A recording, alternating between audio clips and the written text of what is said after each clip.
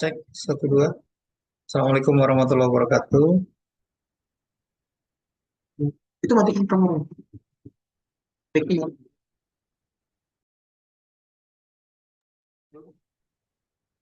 Assalamualaikum warahmatullahi wabarakatuh. Suara saya terdengar? Agak nyaring aja ya, Pak. Ya.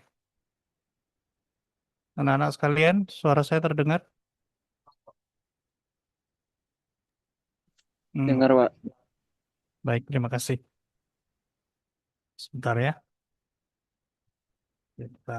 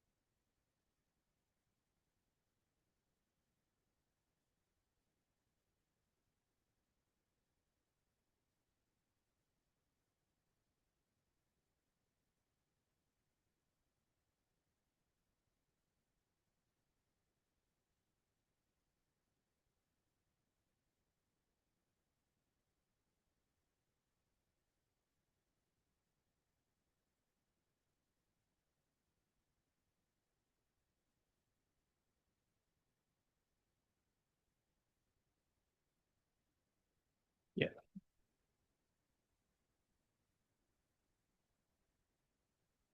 sudah tampak ya? Ya, baik. Assalamualaikum warahmatullahi wabarakatuh. Selamat pagi. Salam sejahtera untuk kita semua. Semoga sehat selalu ya.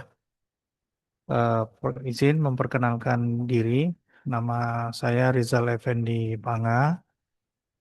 Untuk program pembelajaran, Pak Rizal mengajar bahasa Indonesia ya. Nah, ini akan mendampingi kalian kurang lebih 3 tahun mendatang ya.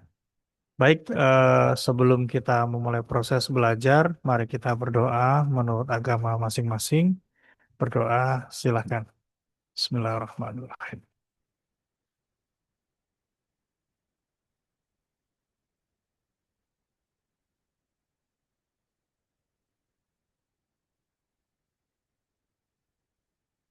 Ya, selesai. Terima kasih. Ya, selamat pagi. Salam sejahtera untuk kita semua. Hadir, boleh karena Pak Rizal pengen berkenalan, boleh membuka kameranya jika berkenan dan paling tidak Pak Rizal kalau ketemu di jalan bisa saling bertegur sapa ya. Ya, silahkan on cam dulu. Ya, atas nama Mas Andika Pratama, kemudian Karissa Aulia, Ulmadani, kemudian Doni Darius, KW, dan Zilda. Ya, ini yang hadir ada 4 orang ya. Silakan. Mendengar suara saya, Mas Andika, Mas Darius? Ya, Karissa? Boleh Mas Andika memperkenalkan diri?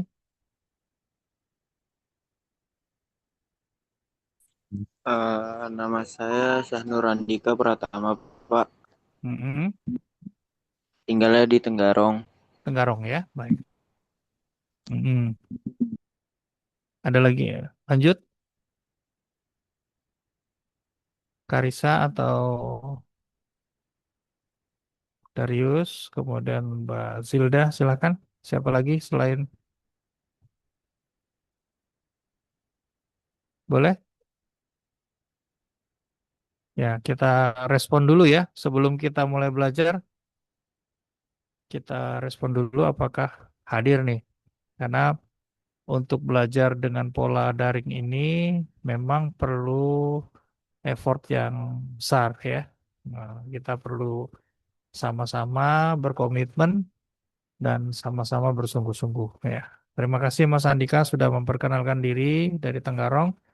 Selanjutnya Mas Doni Darius KW, kemudian Mbak Karisa, Mbak Zilda silakan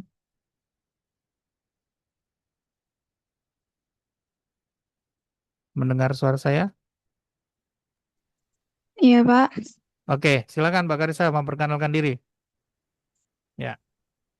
Perkenalkan, nama saya Karisa Aulia Ulmadani, biasa dipanggil Karisa. Saya dari Tenggarong. Oh, dari Tenggarong. Baik.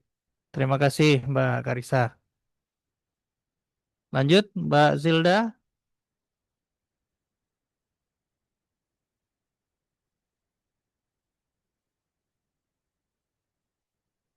hadir. Zilda, Darius.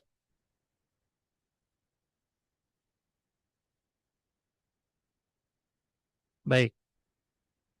Mungkin lagi ada kesibukan sehingga tidak bisa. Ya, baik. Saya akan sama-sama kita memulai hari ini dengan sebuah kesepakatan belajar ya. Jadi yang pertama perlu kita sepakati adalah kita hadir sepenuhnya di dalam ruang daring ya. Harapannya kalau Pak Rizal semuanya bisa membuka kamera gitu ya. Jadi supaya Pak Rizal tahu ya. Nah, jadi mulai minggu ini oke lah, nggak apa-apa kalau memang masih belum persiapan atau misalnya belajarnya sambil santai, baring-baring ya, boleh, nggak apa-apa. Nah, tapi mulai minggu depan kita sepakati bahwa kita akan belajar secara on cam ya, supaya Pak Rizal tahu kalian, kalian juga tahu Pak Rizal ya. Jadi ada komunikasinya multi arah, tidak hanya satu arah ya. Kemudian eh ya, kemudian kesepakatan kedua yang kita bangun adalah mengikuti serangkaian pembelajaran secara full ya. Jadi Pak Rizal selaku Ketua Gugus Tugas untuk Sekolah Induk memberikan sebelum memulai pelajaran pada hari ini memberikan sebuah informasi bahwa pembelajaran kita ini ada dua metode ya. Yang pertama secara daring namanya sinkron. Nah, pembelajaran sinkron ini menggunakan fasilitas Zoom yang harus diikuti oleh seluruh peserta didik atau murid ya. Nah, jika kalian tidak mengikuti pada kegiatan pagi hari seperti ini yang sudah terjadwal, maka kami juga memberikan fasilitas pembelajaran yang kita upload ulang. Jadi setelah ini direcord, direkam, kemudian kita akan ulang, tampilkan di YouTube SMA Negeri 11 Samarinda yang nantinya bisa kalian tonton. Nah, itu juga memberikan fasilitas kepada rekan-rekan yang memang tidak bisa hadir dengan alasan bekerja dan lain-lain yang memang tidak bisa menyempatkan dalam pertemuan Zoom. Namun harus tetap memberikan kabar ya. Jadi kesepakatan kita ketiga adalah berkabar ya, kasih kabar pihak sekolah ya. Dalam hal ini bisa melalui Ibu Hurun Ainin selaku wali kelas kalian ya. Jadi nanti diinformasikan ke beliau juga bisa menyampaikan kepada guru mata pelajaran. Nah, jadi misalnya masih sempat nih eh, masuk saja di ruang Zoom-nya ya pagi-pagi. Nah, walaupun mungkin tidak bisa melakukan interaksi, disampaikan dulu di awal pembelajaran bahwa Pak, mohon izin saya tidak bisa berinteraksi di dalam pelajaran karena saya sambil bekerja. Nah, tapi Zoom-nya tetap diikuti. Nah, itu bisa juga. Nah, kemudian nanti untuk bisa mendapatkan informasi pembelajaran, kalian bisa menonton YouTube yang sudah diupload setiap harinya. Insya Allah di tim admin akan berkomitmen untuk menyelesaikan proses upload pembelajaran harian. Nah, jadi kalian bisa melihat itu ya untuk pertemuan tatap mayanya ya. Nah, kemudian pola yang kedua adalah pola asinkron. Nah, pola asinkron ini tentunya kalian masuk ke dalam Google Classroom-nya. Ini sedang diupayakan untuk akun belajar ID-nya sehingga nanti bisa masuk ke akun ruang murid ya di rumah pendidikan. Nah, jadi kita juga bisa mengakses beberapa hal. Nah, sementara ini kita menggunakan eh, akun belajar kita untuk masuk ke ruang Google Classroom. Ya, baik itu komitmen-komitmen yang awal perlu kita pertegas supaya kita proses pembelajarannya sama-sama bisa menghasilkan dampak yang positif. Ya, hal yang saya bisa tawarkan kepada kalian, belajarlah dengan nyaman. Ya, belajarlah dengan nyaman. Kemudian menggembirakan. Itu dulu ya. Yang penting semangat belajar kita untuk kembali ke sekolah kita tumbuhkan perlahan. Ya memang perlu perlu semangat dan perjuangan yang lebih tinggi daripada rekan-rekan kita yang lain. Ya itu juga yang penting kondisinya adalah berkabar. Ya baik. Pada pembelajaran perdana kita ini kita akan masuk ke dalam topik pembelajaran atau tujuan pembelajaran kita yaitu mengevaluasi informasi ya. Informasi ini berupa gagasan, perasaan, kemudian pendapat, pandangan, kemudian arahan, kemudian juga pesan-pesan yang terkandung di dalam sebuah teks. Nah, teks yang kita pelajari hari ini adalah teks non sastra. Nah, berbentuk aural. Nah, non sastra berarti dia teks-teks yang umum ya. Jadi kalau sastra ya berarti kaitannya dengan cerpen, dengan novel, drama, ya, puisi dan lain-lain. Nah, kalau berbentuk aural maksudnya adalah teks yang diperdengarkan atau dibacakan. Jadi karena di sini elemen kita adalah menyimak, maka teks yang disajikan nantinya berbentuk aural ya yang kita dengar atau nanti kita baca nyaring. Nah, kalau di sini karena kita jauh tidak bisa apa namanya bersama lewat pada saat proses belajar asinkron, maka teman-teman nanti akan kita berikan instruksi untuk membaca nyaring ya. Nanti ada di penugasan asinkronnya silahkan nanti dibuka. Kemudian teks non sastra kan banyak ya. Maka kita hari ini fokusnya adalah kepada teks laporan hasil observasi ya. Nah, ini merupakan salah satu teks non sastra yang dinamakan laporan hasil berarti adalah eh, informasi yang berkaitan dengan kegiatan yang dilakukan sebelumnya. Nah, kegiatan yang dilakukan adalah kegiatan observasi ya. Nah, nanti kita akan lihat bagaimana itu. Nah, ini adalah pertemuan perdana kita tanggal 14 Agustus 2026. Nah, ini berkaitan dengan Hari Pramuka. Ya, mari kita dukung ya sama-sama. Ya, kebetulan Pak Rizal juga sebagai Ketua Kuartir Ranting Gerakan Pramuka di Kecamatan Sambutan Samarinda. Maka eh, mudah-mudahan Pramuka selalu jaya dan bisa memberikan dampak positif untuk pengembangan karakter anak didik kita semua ya.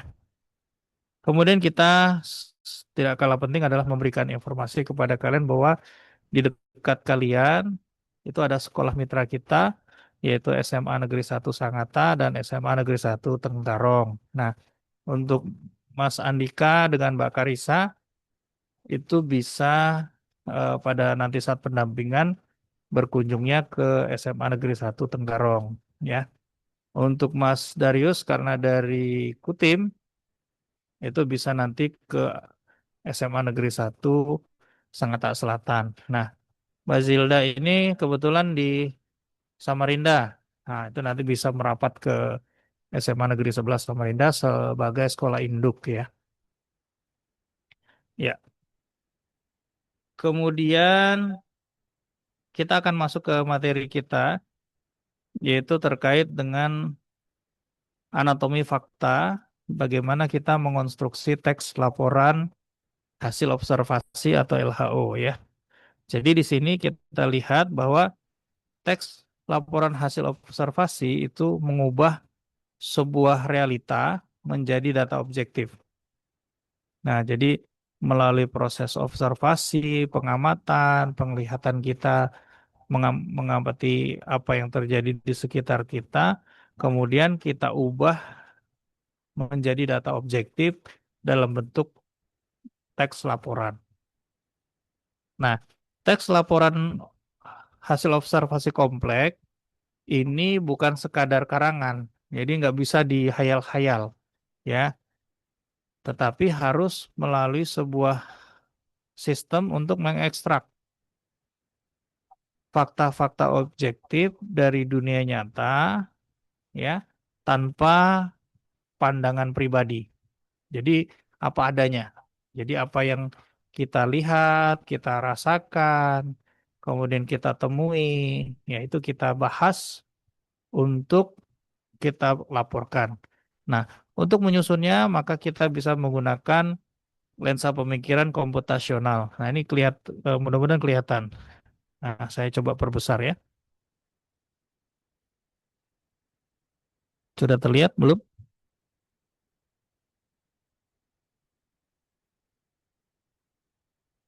Ya, ini ada gambarannya nih di sebelah sini ya. Nah, ini ada kalau dari gambar ini kalau kita perhatikan, kita lihat apa yang bisa kita sajikan. Kita di sini melihat apa? Ya, coba Mas Andika, apa yang dilihat dari gambar ini?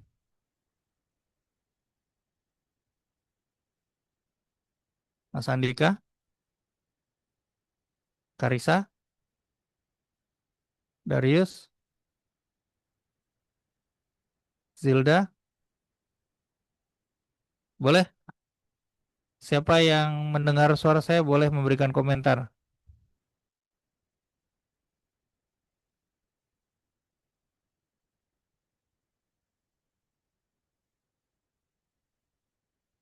Ya, Darius. Ya, baik, kita lanjut ya. Jadi di gambar ini kita melihat ada akar, ya, ada batang pohon, ada batu, ada jamur, ada daun kering, ada daun yang masih muda hijau ya. Nah, maka di sini kita melihat harus memecah objek pengamatan menjadi bagian-bagian yang kecil yang dapat dianalisis. Nah, misalnya tadi kita sudah beda-bedakan tuh, ada daun, ada akar, ya, kemudian ada daun kering, ada daun yang apa namanya, yang muda, kemudian ada jamur, ada bebatuan dan lain-lain. Nah, di sini kita melihatnya sebagai pengenalan pola, mengidentifikasi kesamaan, ciri-ciri fisik, perilaku atau karakteristik dari sebuah objek ya. Ini juga berlaku dengan hal yang lain. Tapi kita lihat di sini adalah sesuai dengan gambar yang ada ya. Baik, kita lanjut. Ya, kalau kita lihat sebuah tanaman, maka kita akan lihat pada bagian bottom ya, itu adalah bagian bawah terdalam yang berada di bawah tanah. Ya, kemudian kita bisa melihat bagian pertengahannya, ada batang, ada ranting ya. Kemudian pada bagian atas itu biasanya kita melihat ada daun, kemudian ada bunga, ada buah ya. Di sana kita bisa lihat. Nah, ini juga kita lihat bahwa pernyataan umum. Nah, di sini kita lihat ya bahwa ada fungsi pembuka atau pengantar dalam menyajikan informasi yang bersifat umum ya. Kemudian mendeskripsikan bagian-bagiannya. Nah, di sini misalnya di bagian bawah ya, bagian tengah dengan bagian atas ya. Itu kita bisa perhatikan nih. Kita mengamati, mengobservasi sebuah gambar nih. Tapi nanti kalau kita praktik, kita bisa mengamati hal-hal yang ada di sekitar kita ya. Nah, di sini kita lihat deskripsi manfaat kesimpulan. Nah, menjelaskan fungsi. Nah, misalnya akar itu fungsinya buat apa? Kemudian bagaimana prosesnya mengangkat air, kemudian makanan dari tanah menuju ke bagian teratas, yaitu bagian daun, buah, dan bunga ya. Baik. Kemudian secara kebahasaan, nah di sini kita lihat ya, ada kalimat yang merumuskan batasan atau makna suatu objek secara umum. Nah, biasanya muncul di pernyataan umum ya, ditandai dengan verba atau kata kerja, kemudian definisi ya. Misalnya ada kata adalah, kata merupakan, kata ialah, yakni, dan lain-lain. Nah, misalnya di bawah itu ada contoh kalimat tuh. Wayang adalah seni pertunjukan yang telah ditetapkan sebagai warisan budaya dunia. Nah, juga selain kalimat definisi, ada kalimat kompleks. Nah, kalimat kompleks itu memiliki dua atau lebih dari klausa. Biasanya subjek predikatnya ganda tuh. Nanti bagaimana ini nanti silakan dibaca lebih detail ya. Nah, digunakan untuk merinci deskripsi bagian. Nah,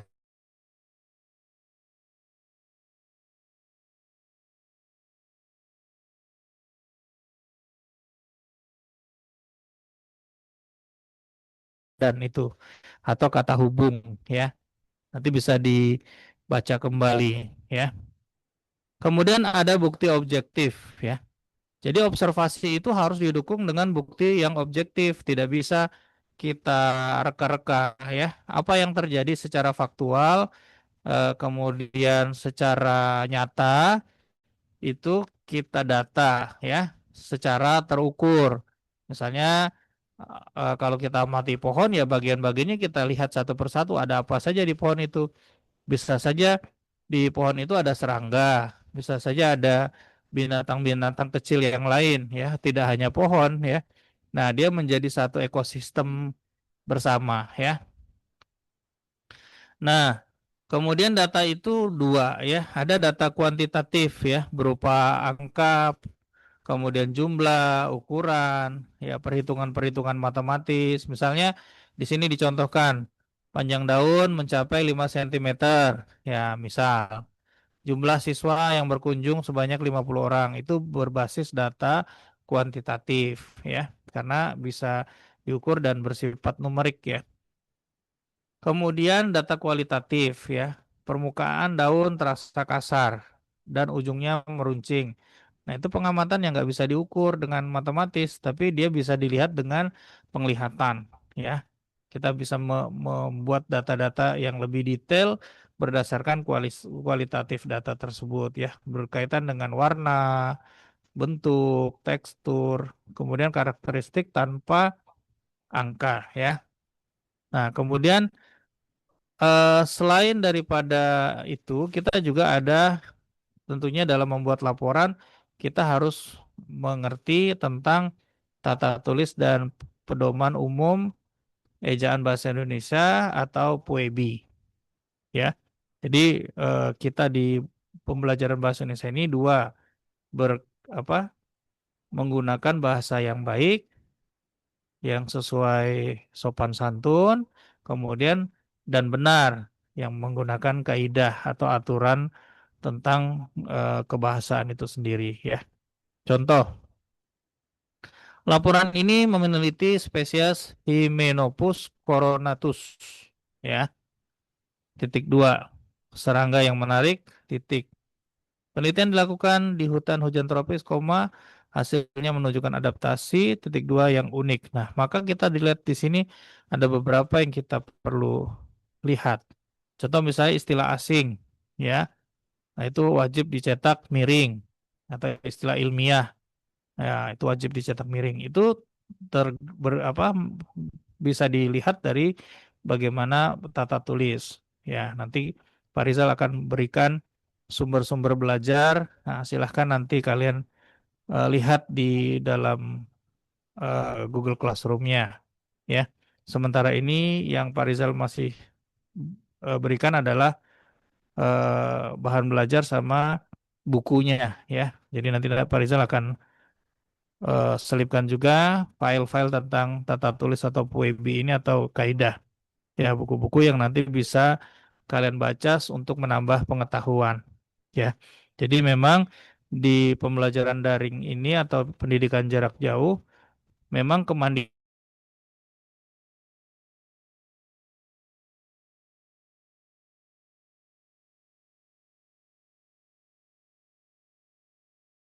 tetap muka yang Bapak Ibu guru. Ya, baik. Ada koreksi tanda titik 2 digunakan pada akhir pernyataan lengkap yang diikuti pembersihan. Nah, ini tingkat siswa titik 2 45%. Ini errornya nih.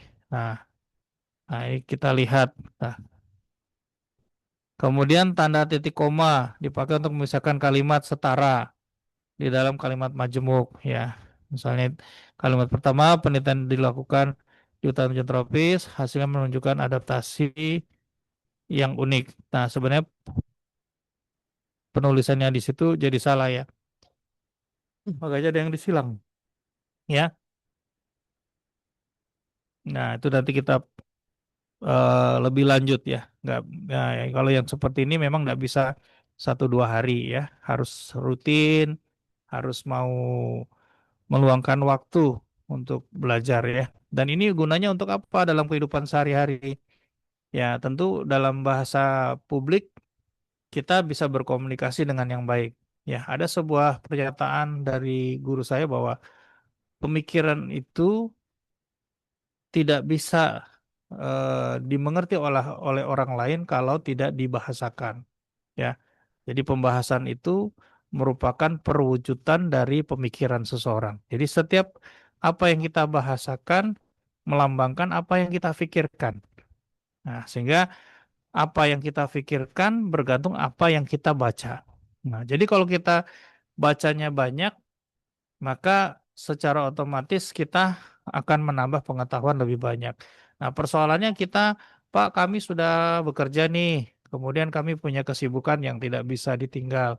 Ya, saya yakin sesibuk-sibuknya kita pasti punya waktu luang. Entah itu 15 menit. Pak Riza nggak bisa bilang hanya meluangkan waktu misalnya 3 jam, 5 jam, nggak usah. Ya, 15 menit cukup ya untuk menambah pengetahuan setiap harinya. Yang penting konsisten. Senin, Selasa sampai sampai Minggu 15 menit 15 menit. Apa hal baru yang kita bisa baca ya? Apa saja ya? Ilmunya tidak harus bahasa Indonesia, tapi bisa jadi apa yang kita senangi dulu. Entah itu baca, kalau saya dengan anak-anak di sekolah ya, misal kalau dari buku fiksi nggak lebih ini non fiksi atau non sastra itu mau sedikit perlu pemikiran lebih, ya sudah baca dulu yang fiksi. Ya, dia karena di fiksi itu kan sifatnya cerita ya tentang kisah orang lain. Jadi buku itu adalah rekam jejak tentang pengalaman kehidupan orang lain. Nah, kita untuk menjadi hebat tidak harus melakukan kesalahan, tapi kita bisa membaca buku, mempelajari kelebihan, kesalahan orang lain di dalam mereka menjalani kehidupan. Nah, sehingga kita bisa menjadikan itu sebagai kompas. Nah, untuk tidak melakukan kesalahan yang sama. Nah, itu menjadikan kita jauh lebih cepat ya untuk bisa menjadi lebih baik. Mbak Sukma, nanti diingatkan kalau kelebihan waktu ya. Di program pembelajaran ada namanya metodologi ya. Ini ada PJBL. Nah, fase 1 kita nanti merancang blueprint project ya. Nah, di sini ada proses dekomposisi, memecah misi menjadi langkah terukur. Nah, di sini misalnya fase 1 kita adalah merancang blueprint. Nah, blueprint itu rencana lah, gampangnya gitu. Nah, tentukan objek target. Nah, misalnya kita mau pilih nanti di sekitar kita mau mau tanaman, mau peristiwa atau misalnya mau yang benda boleh, yang peristiwa boleh ya. Nah, atau mau benda mati boleh, mau benda hidup boleh. Pak, kalau kita mengamati tetangga boleh nggak? Boleh, tapi cari yang positif aja. Jangan cari yang eh, gosip-gosip ya. Nanti karena apa yang kita baca, kita dengar itu berdampak pada diri kita. Kalau kita mencari hal-hal positif, tentu yang kita dapat yang positif-positif saja ya. Dan positif-positif itu akan menjadikan kita jauh lebih baik. Nah, kalau negatif itu biasakan ya toksik lah, ya inilah gitu kan, sehingga nanti bisa berdampak pada eh, hati dan pemikiran kita ya. Nah, jadi kita cari hal-hal positif supaya kita berkembang lebih baik. Nah, misal nih satu contoh, untuk menjadi orang kaya, kita nggak bisa ikuti pola orang-orang miskin. Karena menjadi orang kaya itu adalah pola. Ya, salah seorang miliar orang terkaya di dunia, Bill Gates mengatakan, saya tidak akan menikahkan anak saya, putri saya dengan orang miskin. Dan lanjut dari pembicaraan beliau adalah, bagi saya orang kaya itu bukan yang punya banyak duit, tapi orang-orang yang menjalankan pola kaya. Apa itu pola kaya? Kalau orang miskin punya duit, ya habis hari itu selesai. Dia tidak berpikir tentang bagaimana menginvestasikan uangnya agar uangnya bekerja. Nah, sementara orang kaya bagaimana dia menjadikan uangnya bekerja untuk dirinya, begitu. Nah, sehingga ketika dia konsisten mempekerjakan uangnya sedikit demi sedikit, nanti lama-lama jadi bukit. Nah, kalau orang yang setiap harinya menggunakan uangnya untuk hanya sekedar untuk makan dan kesenangan, maka dia akan habis besok dapat duit habis lagi, besok habis begitu. Jadi orang kaya itu berpola. Nah, sama orang belajar, orang pintar. Orang pintar itu bukan orang yang serba tahu, tapi orang yang menjadikan kehidupannya setiap harinya ada proses belajar yang dia lakukan, ya. Nah, itu nanti silahkan setelah menentukan target, kemudian susun instrumen pertanyaannya atau pengamatan. Bisa berupa pertanyaan, bisa panduan, bisa juga pembagian peran di dalam kelompok. Nanti kalau misalnya secara mandiri ya tinggal bagaimana kita mau ambil datanya secara kualitatif atau secara kuantitatif. Nah, kalau kualitatif tadi berarti kita mengamati seperti struktur, warna, tapi kalau kuantitatif kita berbicara ukuran. Oh, ini batangnya diameternya 10 cm. Nah, itu kuantitatif. Tapi kalau kita lihat oh strukturnya kasar, kemudian kulit kayunya dia memiliki apa? Lekukan atau belahan-belahan, warnanya coklat ketua misalnya itu adalah kualitatif ya. Kemudian setelah itu kita rancang jadwal pelaksanaan observasi ya. Nah, ini tahapan-tahapan kita melakukan proses observasi ya. Nah, di tahap kedua yaitu eksekusi observasi lapangan. Nah, di sini kita proses untuk mengenalan pola, mengumpulkan bukti dari lapangan. Kumpulkan bukti primer atau bukti eh, mendasar ya. Nah, di sini bisa dilakukan dengan pengamatan langsung, bisa wawancara kalau memang ada keterkaitan dengan manusia yang lain, atau pengukuran, kita catat, kita ukur menggunakan alat ukur yang tepat, kemudian kita catat detailnya ya. Kemudian dokumentasi, kita bisa ambil foto, kita bisa ambil video, kemudian kalau kita bisa gambar, kita bisa juga melakukan dengan proses menggambar. Ya. Kemudian menjaga objektivitas, maksudnya gimana? Ya, kita harus jujur ya. Dalam proses observasi itu kita harus jujur dengan apa yang kita lihat, kita dengar, kita rasakan, yang terus kita catat, ya. Tidak memalsukan data yang ada, ya. Kemudian di fase ketiga kita mengonstruksi laporan akhir, ya. Di sini ada proses abstraksi, algoritma, merakit data menjadi sistem bahasa. Ini bahasa tingkat tinggi, ya. Kita sederhanakan, ya, intinya kalian buat laporan, ya. Buat laporan tentang apa yang kalian amati. Misalnya waktu pelaksanaannya kapan, sampai jam berapa, kemudian siapa aja yang terlibat, ya. Nanti bisa dilihat, ya, contoh-contoh laporan observasi di Google banyak, ya. Nah, kemudian singkirkan informasi yang tidak relevan atau bersifat asumsi. Nah, jadi abstraksi itu tadi dijelaskan bahwa ada proses penyaringan data. Dari data yang kita amati, kita catat, kemudian kita tulis, tentu ada data-data yang sangat penting, penting, bahkan ada data yang mungkin tidak penting. Nah, jadi kita saring di sana berdasarkan skala prioritasnya. Nah, kemudian kita rumuskan definisi, gunakan kalimat definisi dengan kopula atau pernyataan umum tadi, misalnya adalah, yakni, ialah, merupakan, ya, seperti yang contoh di atas tadi. Nah, kemudian kita uraikan detailnya. Nah, di sini ada penggunaan frasa nomina atau kata ganti orang dan kalimat kompleks. Nah, buatlah kalimat-kalimat yang sederhana, ya. Kemudian tentunya menarik kesimpulan dari hasil observasi kita. Nah, kemudian checkpoint validasi. Ya, di sini ada rubrik evaluasi LHO. Jadi tugas kita hari ini adalah bagaimana mengevaluasi, ya, informasi. Jadi di sini ada beberapa tahapan, ya, dari keutuhan anatomi, struktur. Nah, di sini kita cek, ya. Nah, nama checkpoint itu kita cek, ya. Sebelum rilis, laporan kita harus memenuhi standar layak, ya. Maka perlu kita investigasi. Nah, berdasarkan 4 ini. Ya, di sini bahkan ada 5, ya. Satunya kode genetik tuh. Kemudian proses sintaksis, ada presisi sintaksis, ada fakta, validitas fakta, dan keutuhan anatomi. Nah, kita lihat di sini, secara keutuhan anatomi berarti berkaitan dengan struktur laporan, ya. Misalnya laporan hasil observasi ini nanti tahapan strukturnya apa aja, bagian-bagiannya apa aja, itu harus tersusun. Kemudian validitas faktanya yang ada di dalam, itu apakah masih ada opini pribadi.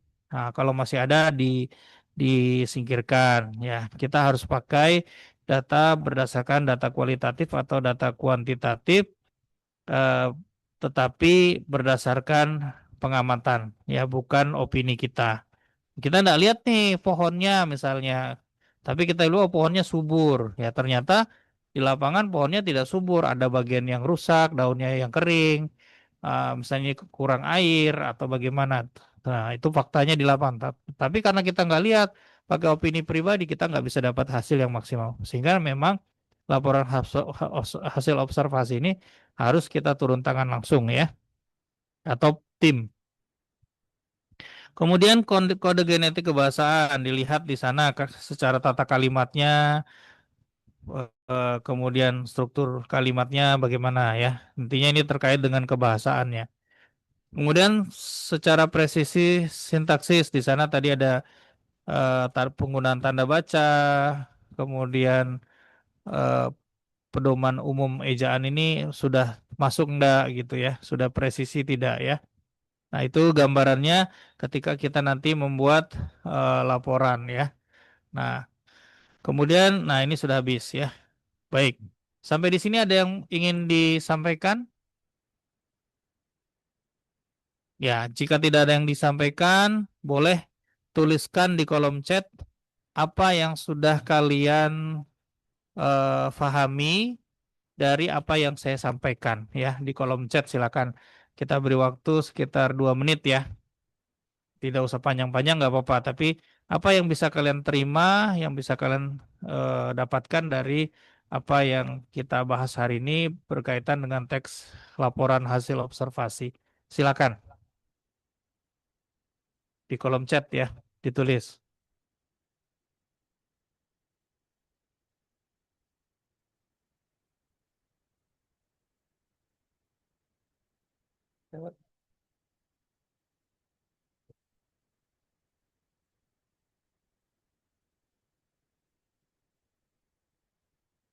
Ya, sembari menuliskan di kolom chat.